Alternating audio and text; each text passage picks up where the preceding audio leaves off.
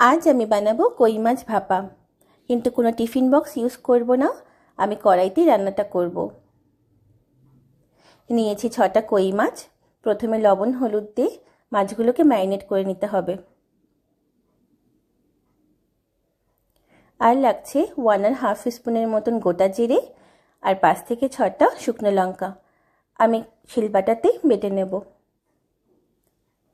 এবার এই মশলা দিয়ে মাছগুলোকে ম্যারিনেট করে নিতে হবে। এবার অ্যাড করব কাঁচা সর্ষের তেল। একটু বেশি পরিমাণে কাঁচা সর্ষের তেল নেব। যে কোনো ভাপা রান্নাতে কাঁচা সর্ষের তেল হলো মেন উপকরণ। কড়াইতে তেল গরম হলে এক এক করে মাছগুলো দিয়ে দেব, আর সাথে সাথেই বেশ খানিকটা গরম জল দেব। যেহেতু আমি ভাপা করছি, কাঁচা মাছ দিয়ে রান্নাটা করব। পরিমাণ মতন লবণ হলুদ দিয়ে ঢেকে দেব 10 থেকে 12 মিনিট। মাঝে মাঝে চেক করে নিতে হবে। জল শুকিয়ে এলে ওপর থেকে তেল ছাড়লে বুঝবেন যে কই মাছ ভাপা রেডি। বিশ্বাস করুন, অসাধারণ খেতে লাগে। খুব কম টাইমে রান্নাটা হয়ে যায়।